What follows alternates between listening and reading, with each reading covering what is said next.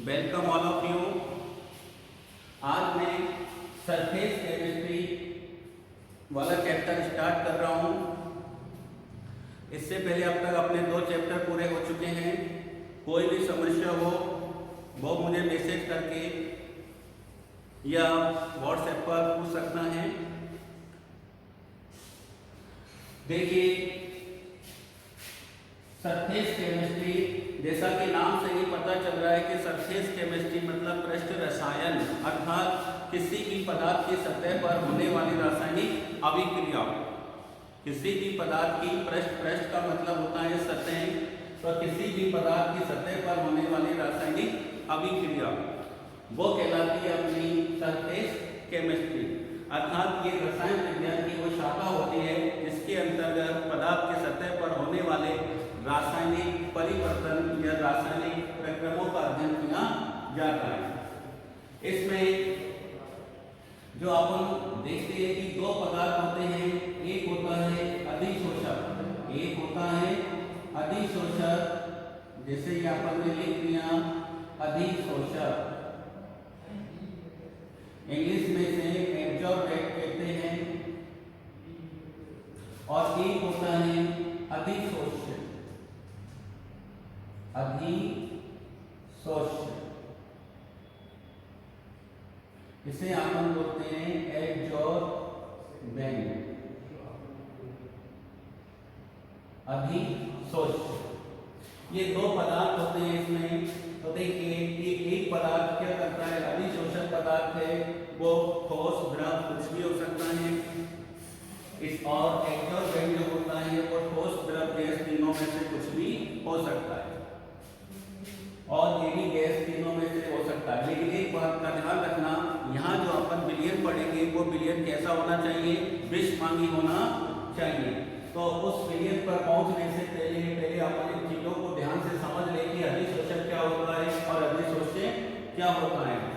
तो ये जो छोटे छोटे कण मैंने डॉटेड ये बिंदु बनाए हैं, ये इसको मैंने अधिशोष्य लिख दिया, और ये जो रिंग वाला बनाया है मैंने इसको अधिशोषक लिख दिया। अब होता है क्या कि यदि ये जो कण है वो उड़ते हुए या इसके द्वारा आकर्षित होकर ये कण यदि इसकी सतह पर, ये कण यदि इसकी सतह पर आकर्षण बल के द्वारा जुड़ जाते हैं, इसके द्वारा आकर्षण बल के द्वारा जुड़ जाते हैं, ये लोग, ये आकर्षण बल के द्वारा इस पर जुड़ जाते हैं, तो यह प्रक्रिया अधिशोषण कहलाती है। अर्थात ये जब ये दोनों मिल जाते हैं तो यह प्रक्रिया क्या कहलाती है, अधिशोषण। जैसे अपन इंग्लिश में बोलते हैं एब्जॉर्प्शन, अधिशोषण। जैसे ये मेरा हाथ है, माना ये अधिशोषक पदार्थ का कार्य कर रहा है, और जिस चौक से मैं इसके ऊपर लिख रहा हूँ, तो ये देखो जैसे चौक के कण है इस स्किन के ऊपर, हाथ के स्किन के ऊपर आकर्षण बल से जुड़ जाते हैं, तो ये एक प्रकार का क्या हुआ, अधिशोषण। तो इसमें भी जो एक पदार्थ के जो कण है वो दूसरे पदार्थ की सतह पर आकर्षण बल से जुड़ जाते हैं, तो यह प्रक्रिया क्या कहलाती है, अधिशोषण कहलाती है। क्या कहलाती है, अधिशोषण। जैसे माना अपन हाथ में भी माना तेल लगा लेते हैं या क्रीम लगा लेते हैं, और बाहर से जो धूल के कण हैं वो उड़कर हमारी स्किन पर जमा हो जाते हैं, तो एक प्रकार से ये वाली अभिक्रिया भी क्या हो गई, अधिशोषण हो गई। तो इसमें 2 पदार्थ अहम भूमिका निभाते हैं, एक होता है अधिशोषक और एक होता है अधिशोष्य। तो जब एक पदार्थ दूसरे पदार्थ की सतह पर आकर्षण बल से जुड़ जाता है तो यह प्रक्रिया अधिशोषण कहलाती है। अगर माना अपन इसको ऐसे भी दर्शा सकते हैं कि ये जैसे ये अपन ने बना दिया A और ये पदार्थ है अपना B, ये क्या है B। अब ये जो B वाला पदार्थ की जो सांद्रता है वो पूरे भाग में क्या है, समान है। एक वर्ड आता है स्थूल, इसको भी अच्छे से समझना। स्थूल का मतलब होता है संपूर्ण भाग। क्या होता है इसका मतलब, संपूर्ण भाग, पूरा भाग। तो यहाँ पर B जो है उसकी जो मात्रा है, सांद्रता है, वो सभी जगह कैसी है, समान है। लेकिन अगर ये B ठोस पदार्थ A की सतह के ऊपर आकर जमा हो जाता है या आकर्षण बल से जुड़ जाता है, तो देखो इधर यहाँ पर B की सांद्रता इस मुख्य भाग की तुलना में क्या हो जाएगी, ज़्यादा हो जाएगी तो यह प्रक्रिया अधिशोषण कहलाएगी। क्या कहलाएगी? अधिशोषण। मतलब ए द्वारा बी का अधिशोषण। तो पदार्थ ए द्वारा बी का अधिशोषण।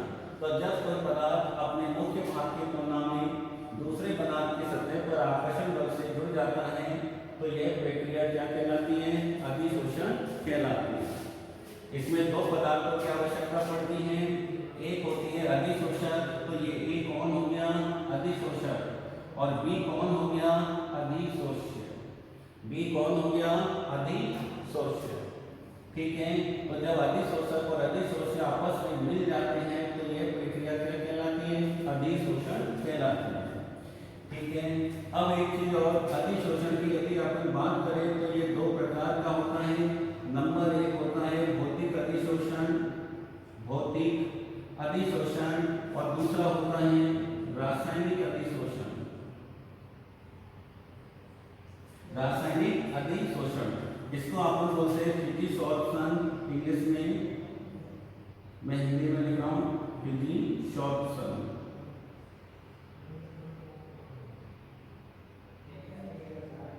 और इसे बोलते हैं कीमोसॉर्प्शन।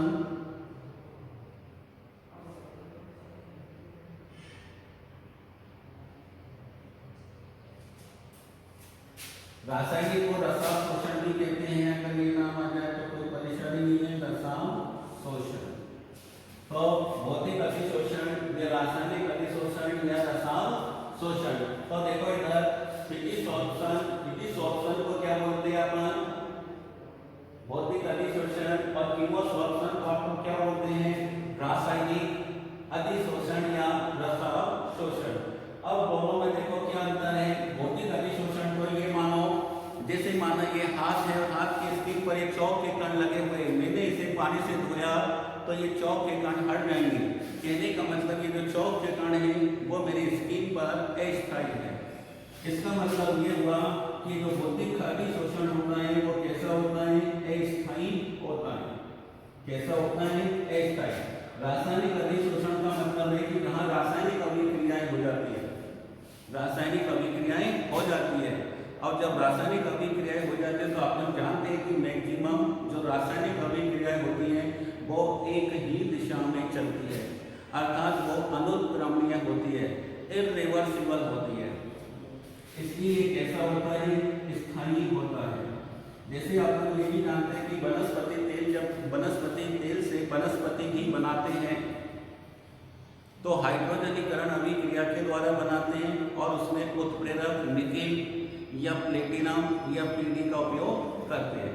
तो वहाँ जो हाइड्रोजन गैस है वो निकेल धातु की सतह पर प्रबल आकर्षण बल के द्वारा जुड़ती है, तब जाकर वो वनस्पति तेल हाइड्रोजन से क्रिया करके वनस्पति घी का निर्माण करता है। तो रासायनिक अधिशोषण की जो प्रक्रिया होती है वो कैसी होती है? स्थायी। और भौतिक की कैसी होती है? अस्थायी। मतलब यह अस्थायी होता है और यह स्थायी होता है। दूसरी बात, सीधी सी बात है, अगर ये अस्थायी है तो इसमें आकर्षण बल कैसा होगा? दुर्बल होगा। कैसा होगा? दुर्बल आकर्षण बल। और इसमें कैसा होगा? प्रबल आकर्षण बल। कैसा होगा? प्रबल आकर्षण बल होगा। तीसरी बात ये है कि इसमें आप देखिए तो यह बहुपर्तीय होता है, मल्टी लेयर। मल्टी लेयर, एक लेयर के ऊपर दूसरी, दूसरे के ऊपर तीसरी, तो बहुपर्तीय होता है और ये एक पर्तीय होता है। कैसा होता है? सिंगल लेयर वाला, एक पर्तीय होता है। अगली बात अपन देखें तो इसमें अधिशोषण ऊष्मा का मान 20 से 40 किलो जूल प्रति मोल होता है। और इसकी बात करें तो इसमें अधिशोषण ऊष्मा का मान 80 से 240 किलो जूल प्रति मोल होता है। ये प्रश्न कई बार पूछ लिया जाता है ऑब्जेक्टिव क्वेश्चन में कि रासायनिक अधिशोषण में अधिशोषण ऊष्मा का मान कितना होता है? 80 से 240 किलो जूल प्रति मोल होता है। और भौतिक अधिशोषण में 20 से 40 किलो जूल प्रति मोल होता है।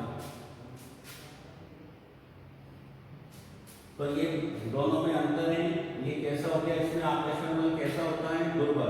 आकर्षण बल किसके बीच में होता है, अधिशोषण और अधिशोष्य पदार्थ के बीच जो आकर्षण बल होता है वो कैसा होता है, दुर्बल, मतलब वान डेर वाल्स बल होता है, ठीक है, जो कैसा होता है, दुर्बल। यहाँ रासायनिक बंध बनता है इसलिए कैसा होता है, प्रबल। दुर्बल होता है इसलिए अस्थायी होता है, और ये प्रबल है इसलिए ये स्थायी होता है। ये बहुपर्तीय होता है और ये एक पर्तीय होता है। इसमें अधिशोषण ऊष्मा का मान कितना होता है, 20 से 40 किलो जूल प्रति मोल होता है, और यहाँ 80 से 240 किलो जूल प्रति मोल होता है। एक चीज और, ये रिवर्सिबल मतलब उत्क्रमणीय होता है। कैसा होता है, उत्क्रमणीय, मतलब दोनों की अभिक्रियाएं हो गई तो दोनों को एक दूसरे से अलग किया जा सकता है, तो ये उत्क्रमणीय होता है, और ये अनुत्क्रमणीय होता है।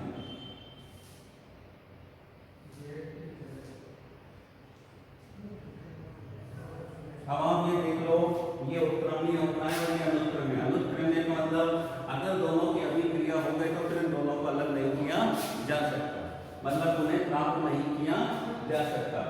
अब बात आती है भाई ऐसे कौन कौन से होते हैं, तो ध्यान रखना जितनी भी रासायनिक अभिक्रियाएं होती हैं हाइड्रोजनीकरण की, कौन सी अभिक्रियाएं, हाइड्रोजनीकरण की जो भी अभिक्रियाएं होती है, ठीक है, वो सारी की सारी रासायनिक अधिशोषण के अंतर्गत आएगी। जैसे निकेल धातु पर हाइड्रोजन गैस का अधिशोषण, पीटी प्लेटिनम या पीडी धातु पर हाइड्रोजन गैस का अधिशोषण, टंगस्टन धातु पर ऑक्सीजन गैस का अधिशोषण। मतलब आप देखो मैंने अभी 4 एग्जाम्पल बोले, चारों में क्या ये धातु, और धातु के ऊपर कौन है, गैस। तो जहाँ धातु और गैस का नाम आ जाए तो वहाँ पर अपन को रासायनिक अधिशोषण लिखना है। ये प्रश्न भी पहले आ चुका है कि टंगस्टन धातु पर O2 गैस का अधिशोषण का प्रकार कौन सा है, तो कौन से प्रकार का है, रासायनिक अधिशोषण। भौतिक की बात करें तो सक्रिय चारकोल के द्वारा अमोनिया गैस का अधिशोषण, सक्रिय चारकोल के द्वारा अमोनिया गैस का अधिशोषण, सिलिका जेल के द्वारा हाइड्रोजन गैस का अधिशोषण, सक्रिय चारकोल द्वारा भी हाइड्रोजन गैस का अधिशोषण। तो जहाँ सक्रिय चारकोल या सिलिका जेल और गैस आ जाए, अब आता है अवशोषण। अवशोषण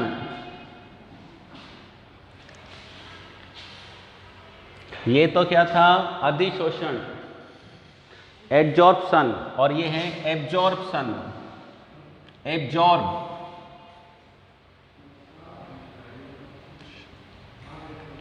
ये एब्जॉर्ब है, ये एब्जॉर्ब है, एब्जॉर्प्शन। एब्जॉर्प्शन का मतलब होता है अवशोषण। क्या होता है, अवशोषण। तो देखो इधर अधिशोषण और अवशोषण में एक अंतर क्या है, यहाँ पर अपन ने जो डायग्राम बना रखा है वो किसका है, एब्जॉर्प्शन का। तो ये वाला जो डायग्राम अपन बना रहे हैं, ये देखिए, ये तो अपन ने क्या बनाया, ये बी है और ये व्हाइट वाला ए है, तो ये तो हो गया एब्जॉर्प्शन। क्या हो गया, एब्जॉर्प्शन। अब अपन बात करते हैं एब्जॉर्प्शन की। तो एब्जॉर्ब में देखो, एब्जॉर्ब, एब्जॉर्ब का मतलब होता है अवशोषित। ये लो, इसमें जो बी वाला भाग है वो कहाँ पर है, भीतर, ये बी है और ये ए है। तो आप इसमें देखो,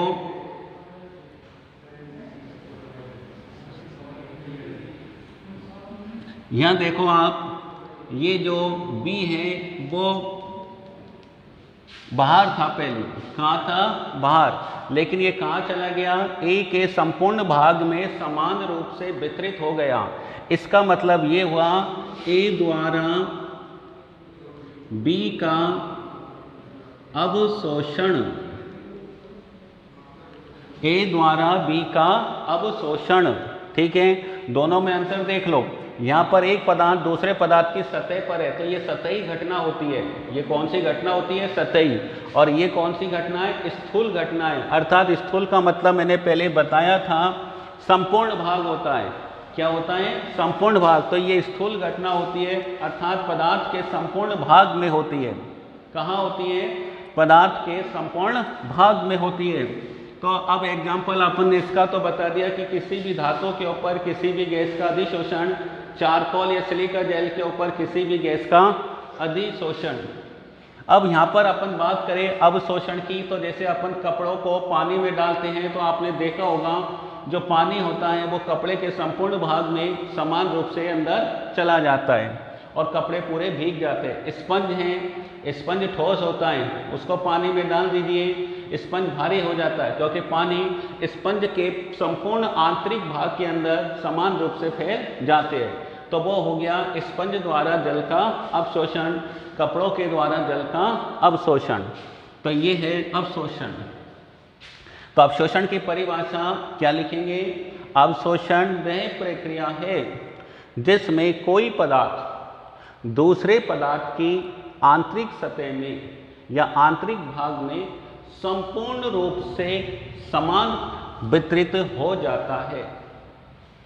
क्या लिखेंगे? अवशोषण वह प्रक्रिया है जिसमें कोई पदार्थ दूसरे पदार्थ के आंतरिक भाग में समान रूप से वितरित हो जाता है।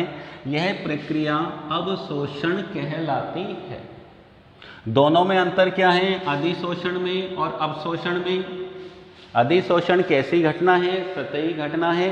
ये कैसी है? स्थूल घटना है। कौन सी घटना है? स्थूल घटना, अर्थात ये पदार्थ के सतह पर संपन्न होती है और ये पदार्थ के आंतरिक भाग में या पदार्थ के संपूर्ण भाग में संपन्न होती है। दूसरी बात यह है कि अब आप ये देखो, ये अधिशोषण है और ये अवशोषण है। ये दोनों क्लियर हो गया। एक और होती है जिसे अपन शोषण कहते हैं। क्या कहते हैं? शोषण, इंग्लिश में सॉर्प्शन। क्या बोलते हैं? सॉर्प्शन, अर्थात अधिशोषण और अवशोषण दोनों को मिला दे, इसको और इसको दोनों को मिला दे तो यह प्रक्रिया क्या बन जाती है? शोषण बन जाती है। क्या बन जाती है? शोषण। अर्थात शोषण वह प्रक्रिया है जिसमें अधिशोषण और अवशोषण दोनों घटनाएं साथ साथ होती है। वह प्रक्रिया क्या कहलाती है? सॉर्प्शन कहलाती है। क्या कहलाती है? सॉर्प्शन या शोषण कहलाती है, जिसमें अधिशोषण और अवशोषण दोनों की घटनाएं साथ साथ होती है। एग्जाम्पल देखो इधर, जैसे ये अपन ने ले लिया ए। क्या ले लिया? ए। अब ये देखो, पहले ये कौन है? बी। बी का पहले क्या हुआ? अधिशोषण। क्या हुआ? अधिशोषण। अधिशोषण होने के बाद में ये जो बी पदार्थ है इसके आंतरिक भाग में भी समान रूप से वितरित हो जाता है, समान रूप से वितरित हो जाता है। तो ये कौन सी प्रक्रिया हुई? शोषण। इसके बाद में एग्जाम्पल अपन ऐसे भी लिख सकते हैं कि सक्रिय चारकोल द्वारा सबसे पहले हाइड्रोजन गैस का क्या होता है? अधिशोषण होता है। अधिशोषण होने के बाद में वो हाइड्रोजन गैस सक्रिय चारकोल के आंतरिक भाग में समान रूप से वितरित हो जाती है, जिसे अपन क्या बोलते हैं? शोषण कहते हैं। अर्थात पहले अधिशोषण और उसके बाद अवशोषण दोनों प्रक्रियाएं होती हैं, वह प्रक्रिया कहलाती है शोषण। अगली आती है एक विशोषण। इंग्लिश में अपन इसे डिसॉर्प्शन कहते हैं। विशोषण का मतलब होता है जैसे ये अधिशोषण की प्रक्रिया होती है, ये कौन है? ए। और ये कौन है? बी। इन दोनों को अलग अलग कर दो, इन दोनों को अलग अलग कर दो। ये हो गया बी और ये हो गया ए। तो देखो, विशोषण का मतलब होता है अधिशोषक और अधिशोष्य दोनों को अलग करने की प्रक्रिया विशोषण कहलाती है। एक चीज और, यहाँ अधिशोषण में अधिशोष्य पदार्थ अधिशोषक की सतह पर आकर्षण बल से जुड़ता था, इसलिए ऊर्जा मुक्त होती थी। अर्थात यह ऊष्माक्षेपी एक्सोथर्मिक रिएक्शन है। कौन सी है ये? एक्सोथर्मिक, ऊष्माक्षेपी अभिक्रिया है। ऊष्माक्षेपी एक्सोथर्मिक, अर्थात इसमें ऊष्मा बाहर निकलती है। कितनी निकलती है? भौतिक में 20 से 40 किलो जूल प्रति मोल और यहाँ 80 से 240 किलो जूल प्रति मोल ऊष्मा बाहर निकलती है। लेकिन ध्यान रखना, यहाँ पर अपन एक पदार्थ को दूसरे पदार्थ की सतह से अलग कर रहे हैं, अर्थात ये पदार्थ इससे आकर्षण बल से जुड़ा हुआ है। इसको इससे अलग करेंगे तो पहले अपन को आकर्षण बल को तोड़ना पड़ेगा और आकर्षण बल को तोड़ने के लिए ऊर्जा देनी पड़ेगी। तो यहाँ कितनी ऊर्जा देनी पड़ेगी? जितनी ऊर्जा मुक्त हुई है उतनी ही ऊर्जा अपन को देनी पड़ेगी। ये कौन सी अभिक्रिया है? ऊष्मा शोषी अभिक्रिया है। कैसी अभिक्रिया है? ऊष्मा शोषी अभिक्रिया है। तो अभिशोषण शोषी अभिक्रिया है और जो अब अधिशोषण है वो ऊष्माक्षेपी अभिक्रिया है। तो ये अपना हो गया, अधिशोषण हो गया, अवशोषण हो गया, शोषण हो गया और विशोषण हो गया। इसके बाद अब नया जो टॉपिक चलता है वो चलेगा कोलाइड। क्या चलेगा? Colloid, COLLOID, colloid. क्या चलेगा? कोलाइड।